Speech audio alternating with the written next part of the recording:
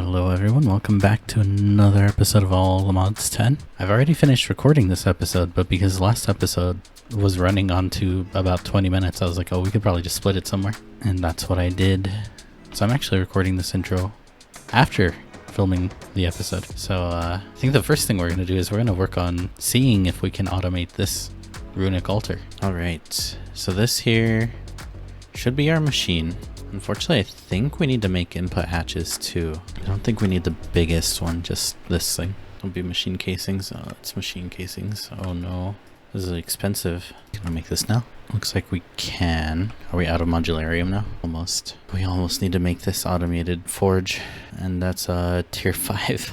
I don't think I've done a good job explaining what the issue that I'm about to have is. So let me go over this real quick. We now have the Runic altar, the Runic star altar. This machine has pedestal slots, right? So it has 8 pedestals. And then if we look at any recipe that uses it, Awakened Unobtanium-Vibranium alloy block requires some sort of energy, and then the items. From this mod, we need to use some sort of input hatch, so I've created an energy hatch. I think the ludicrous one, not the biggest one.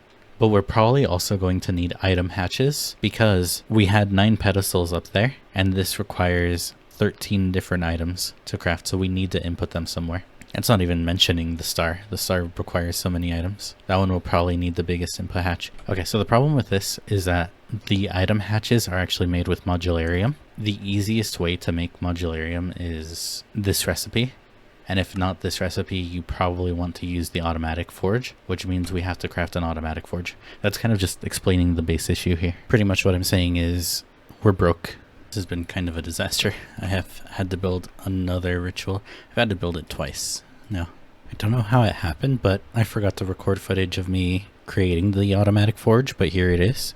Here's a list of all of the things that you need. That equals about this here. There's a few oddities, like for example, I have a fluid input hatch here. This fluid input hatch has 20,000, or excuse me, it has 20,000 millibuckets. And the reason I went with this one is because I think there's a recipe here. Yeah, there's a recipe here that requires way more than that, or about 15,000. Oh, there's one that requires 25,000. Now I have everything we need. I've upgraded this to be the 45,000 millibucket one.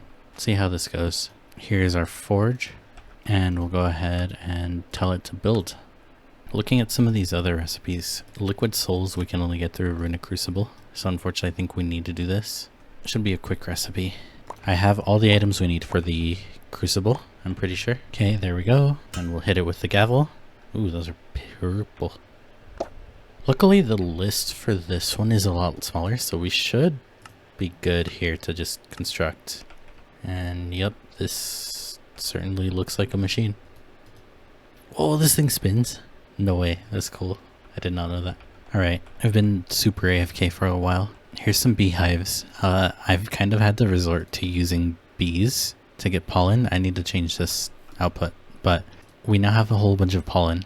This seems so random, I'm sure.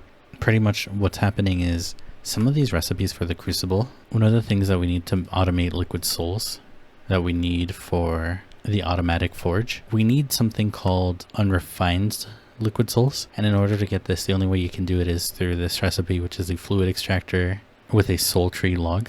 Now the problem is the only way to get this recipe is by trading pollen with a bee, so it's going to be even funnier when we go talk to the queen bee and she doesn't even give us anything. So let's go see what the bee does for us. Okay, here's the queen bee. Please give me the tree sapling I want. That is not the saplings that I want. Back to continuing to get pollen then. It's been hours. Oh no, I am literally just trying to get more pollen. Let's go see the bee. Oh, we got it. We got it. We got the bee tree we need. Please, tree, actually give us stuff. Okay, still get saplings. Good. Okay, real quick. Here's what's going on. I'm in the compact machine. I have a plant fertilizer with bone meal. I have a plant sower with the soul sapling tree. And then I have a plant gatherer here. I have a router that just pulls out the tree that gets gathered. So we are getting this log now. we're kind of rushing through things. I have a simple block placer down here with the soul log. Inside of the modular router that's right here, I added another sender module that will send the soul tree logs directly into. And then I have our 4 fluid extractors with upgrades and all of that stuff. So we are now getting this at a pretty decent speed, and it's going straight into a drawer. Finally, the Runic Crucible is done and I've automated it. The first step here is I have a source jar with an export bus exporting source, and then I have a small source input hatch taking from that source jar. Next, I have a pattern provider with the patterns that we need. The pattern provider is connected to an ingredient buffer. This item is really cool. I only just learned about it, but this can accept liquid and item input. I request 10 of these buckets.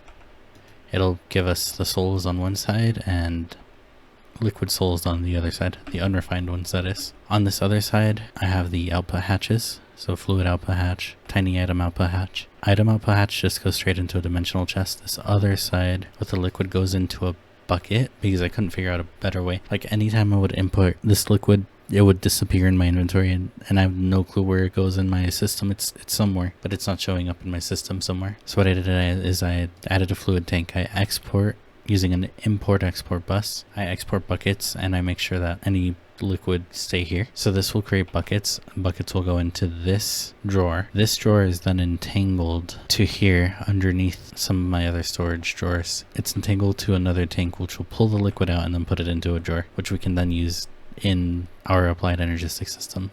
It's a bit of a pain, but it works. So that's the automation for the first one. I still have to automate the forge. Okay, remember earlier when I said I have no clue why, but I could not import liquid Oreo? I figured out why I was having trouble getting liquids in my system, and it's really dumb as to why. I have a sink here connected to the inventory. The reason is that we just need to filter water here, and I never had a filter for water here. And this is actually very important because that just means I'm voiding it, literally throwing it down the drain. I know I showed this off earlier, but I've changed this back. So now instead of making buckets, we're just importing the fluid now that we aren't voiding it into a sink.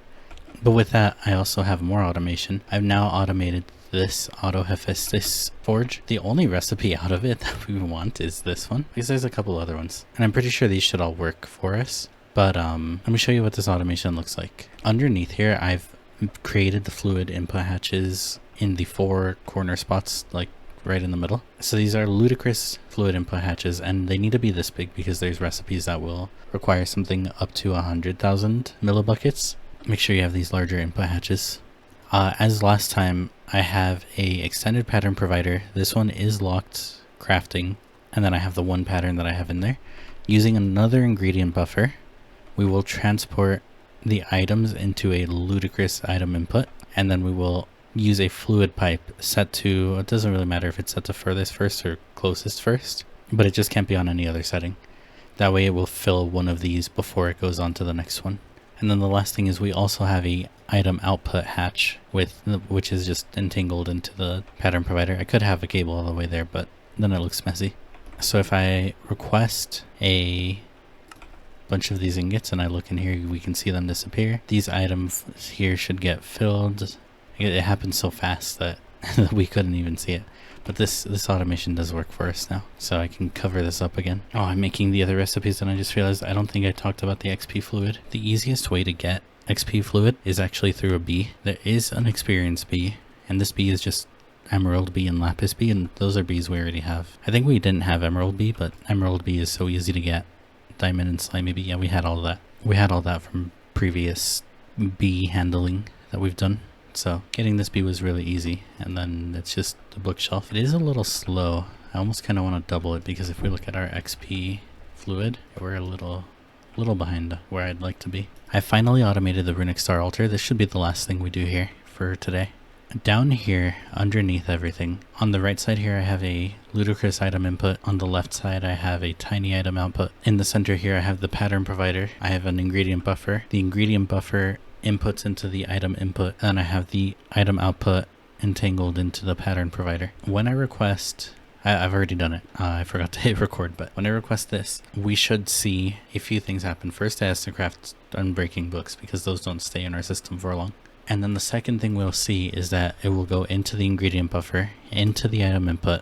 The item input will then do its alter thing, and then it will go into the item output into the pattern provider. And if we go back over here, you can see this is still scheduled. We should see the items appear in the ingredient buffer and go through here. There it goes. This will just think for a few seconds. Yeah, there it goes, processing. And then we'll see it go out There it went. And there we go. We've automated this runic altar. And I think that's more than enough for this episode. So thank you all for watching. We'll see you next time. Bye-bye.